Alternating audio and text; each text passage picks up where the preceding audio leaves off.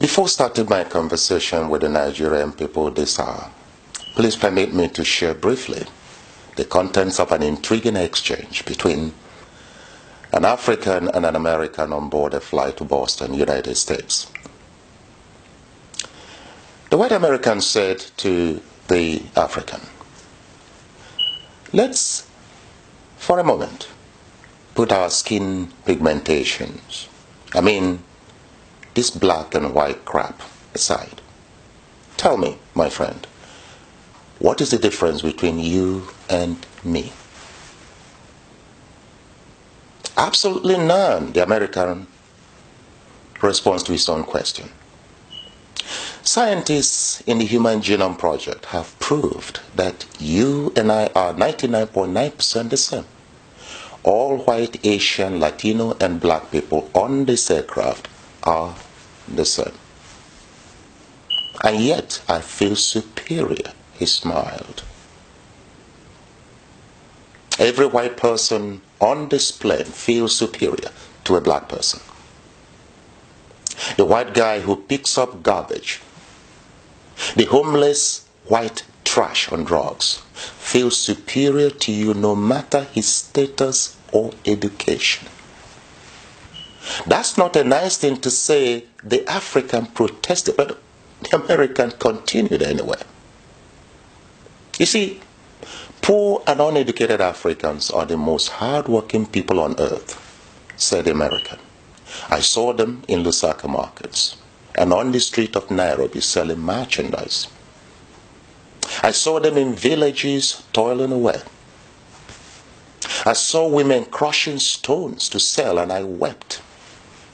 I said to myself, where are the African intellectuals?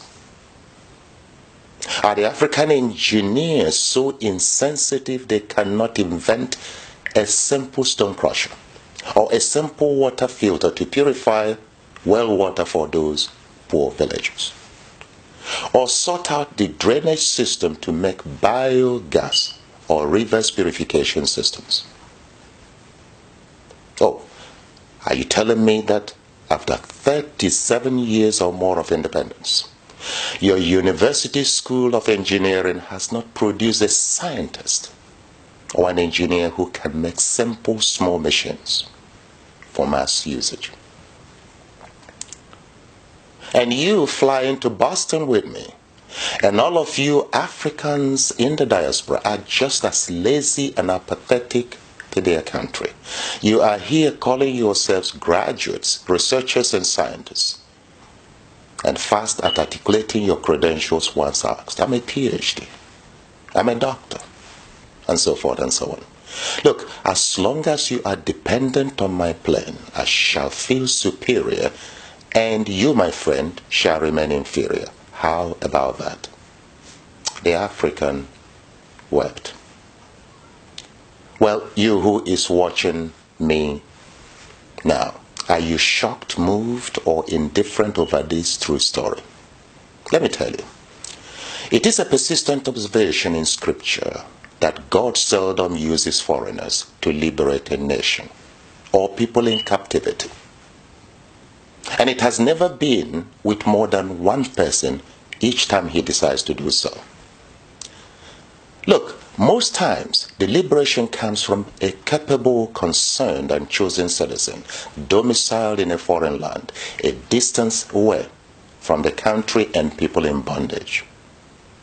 Now, this principle or code is firmly active and verifiable in the present-day economic and leadership transformations of Singapore, Israel, Malaysia, Qatar, Russia, Dubai, and some African countries. Now, the reason is simple. Endemically corrupt and massively mismanaged nations and citizens in bondage like ours, yes, cannot be liberated by the same inhabitants or politicians infested with the same evil that holds the country and people bound. It is a proven fact. You check it yourself. Therefore, Nigeria cannot be an exception to this universal code for successful national liberation, freedom, peace, and prosperity. Meaning, Nigeria can never be successfully and swiftly liberated by the crop of recycled, non-value-adding, jobless, and endemically corrupt politicians on parade today in our country. No matter the origin, color, or name of the coalition they hide under. So don't be deceived. Don't be deceived. Be alert. Now, my fellow citizen, my name is Israel Nonyerem Davidson, a senior academic at the Newcastle Business School in the United Kingdom, one of the top 1% business schools in Europe. You see, like Nehemiah of the biblical firm, the social, political, and other events in our country have touched not only my heart, but conscience too. The whole world is in shock over the turn of events in our country.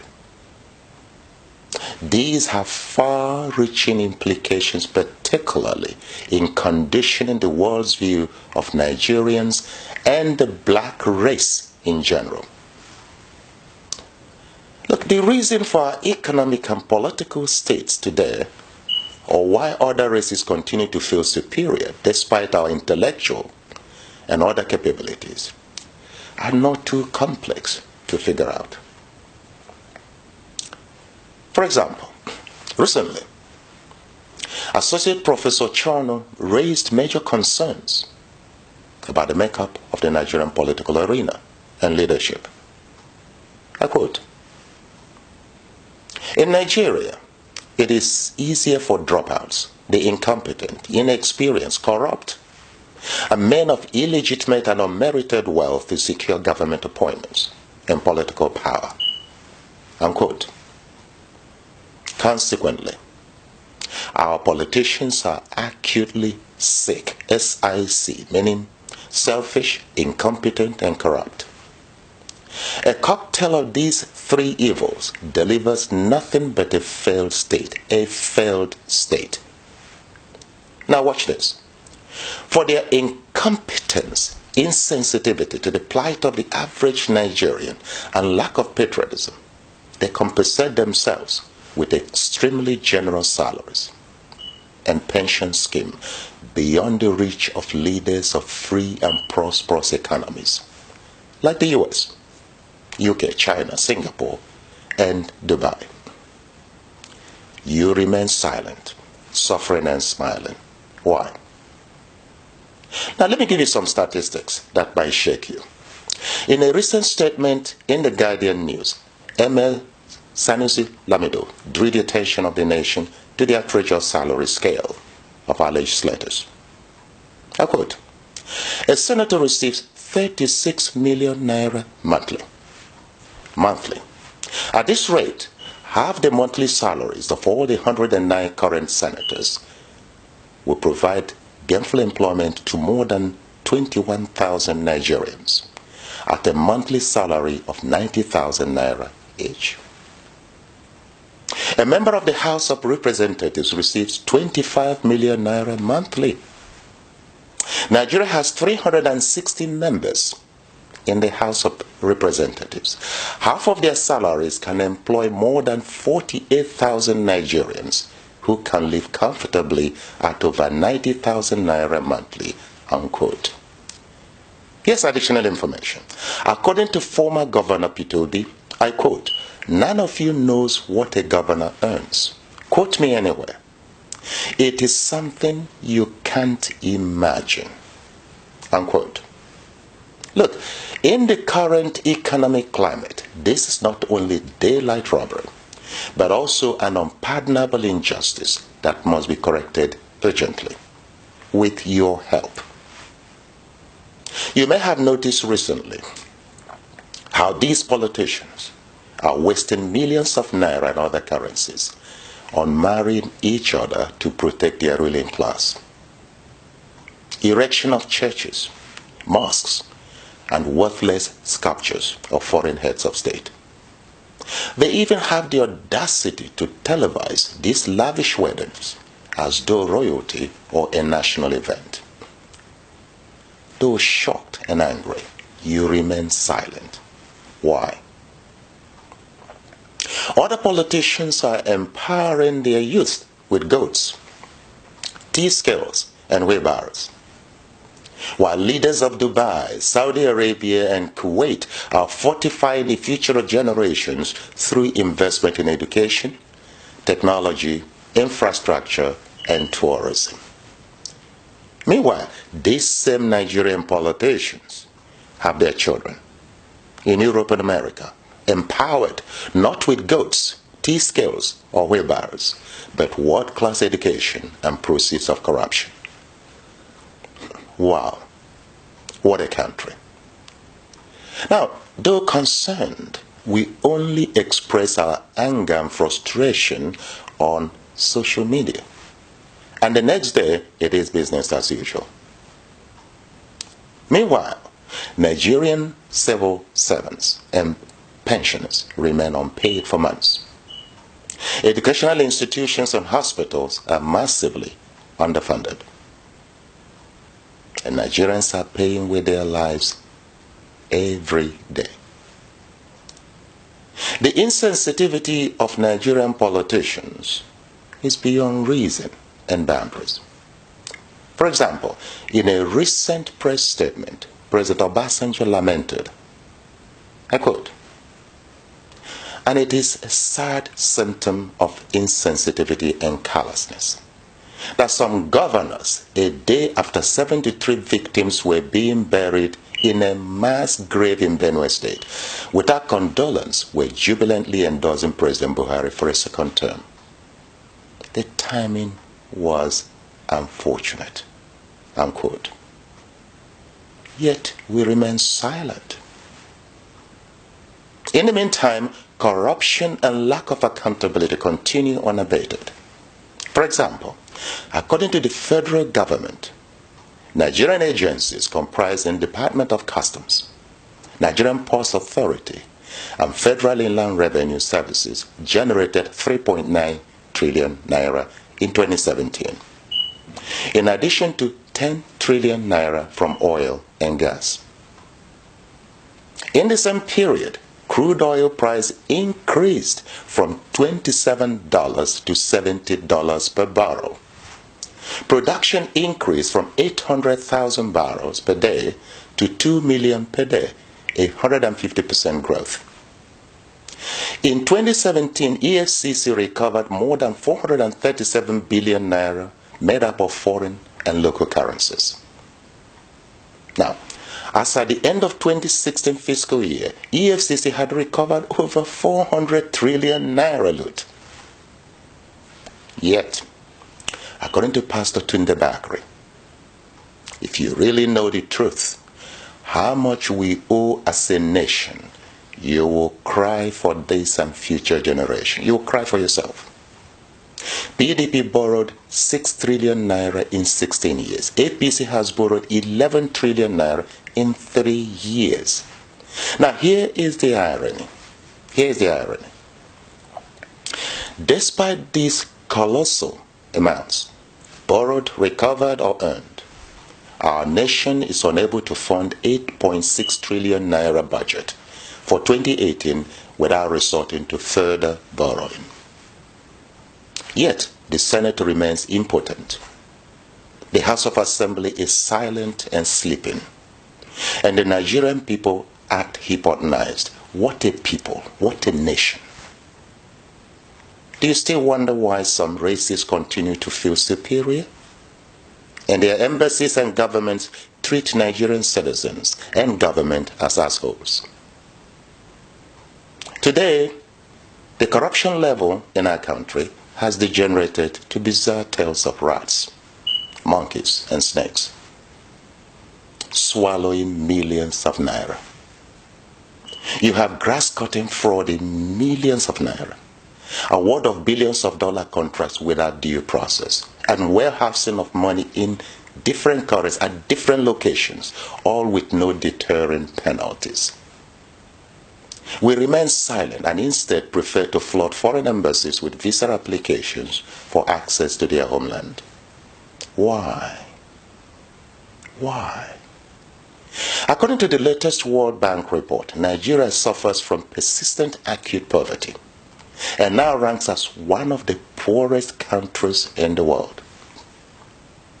Our nation is under delivering prosperity to its citizens due to SIC, selfishness, incompetence, and corruption at all levels. At all levels. We all have a share of the blame for these breeds of insensitive, clueless, selfish, corrupt, tribalistic, and unpatriotic politicians. Shame on you. Shame on all of us. Shame on all of you in Nigeria. George Orwell once said, I quote, "Any people that elect corrupt politicians, impostors, thieves, and traitors are not victims but accomplices." Indeed so. Indeed so. Today, you and I are reaping the benefits of our short-sighted electoral decisions and therefore not a victim but an accomplice. There are other voices of concern about the state of our country. I quote, "While we are building the biggest churches, mosques, the Indians, South Africans, Chinese, Europeans, and Americans have taken over our key markets: telecoms, satellite TV, banking, oil and gas, aviation, shopping malls, and hospitality. Ironically, despite our exploits in religions, we are a people with little godliness. It is rare to do business with a Nigerian, be the pastor, deacon, imam, alhaji, or alhaja, without the person laying landmines of bribes and deceptions on your path," unquote. We import petroleum that we have in abundance, rice and beans that our land can yield in commercial quantities, and even toothpick that primary school children can produce with little or no effort. We remain a nation that flouts wealth and wallows in ostentation at the time our children are trooping to Ghana, South Africa, and the UK for university education. And our sick people are running to India and UK for treatment, including Mr. President. On the question of injustice and marginalization across our country, the facts are hidden and account in part for security issues today, particularly in the north. While Southern indigenes have a legitimate claim of marginalization, may I also draw your attention to the silent reality in the north. It is important you're aware of this. Our northern citizens are perhaps the most marginalized and misinformed of all groups in Nigeria by their own elites. Now listen to this. Vanguard 11, March 2014 states, I quote, "Northern politicians and military leaders have been the bane of the North and Nigeria. They have grown fat at the expense of the poor. They deliberately kept the Northerners poor, uneducated, ill-informed, and preferring to feed them from the crumbs falling from their table," unquote. So you see, the youth of the North are indoctrinated to serve the needs of the elite, conditioned with half-baked education that leaves them disadvantaged beyond the federal civil service system, and brainwashed with ideologies that keep them blind of developments, progress, and peace in Saudi Arabia, Dubai, and Kuwait, the heart of Islam. Look, we must liberate the youths of the North to their full potential. If Nigeria is to witness a rebirth of the fortunes and historical landmarks of the region and achieve the status of a united and progressive country.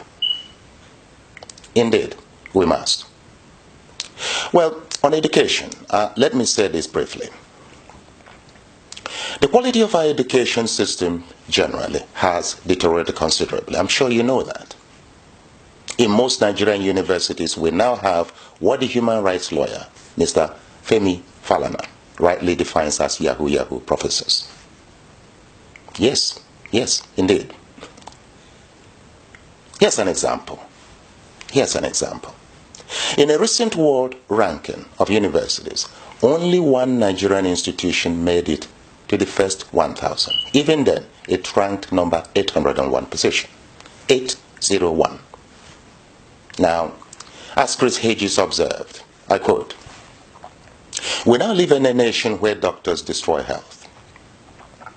Lawyers and judges destroy justice. Universities destroy knowledge. Governments destroy freedom. The press destroys information. Religion destroys morals. And our banks destroy the economy." Unquote. Fellow Nigerian, these hallmarks of corruption, injustice, mediocrity, and marginalization must be addressed sooner rather than later. Well, that's not all. That is not all. As of today, human life is no longer sacred in our country. In fact, the life of a Fulani cow is valued more than the life of citizens by our government and occultism. Indeed so, yes. Now, fellow countrymen and women, we need to take action. We need to work hard. We need to unite. We need to reprogram the mindset of our nation, redefine and communicate what constitutes hard work, merit, quality, world-class performance, and wealth in our country. We need to rehabilitate our country's image, increase national productivity and wealth, and improve standard of living and security for all, North and South. It is important. We must restructure this nation to make it locally and internationally competitive. Make it function better, more productive, more united, and economically, technologically, and militarily stronger. Enough is enough. Now, as Charlie Boy put it, our mumu don't do. We must reclaim our country. The handwriting is now on the wall. We must all agree now that a new era of hope is possible. Our time to reclaim this country is now. Now and now. Thank you.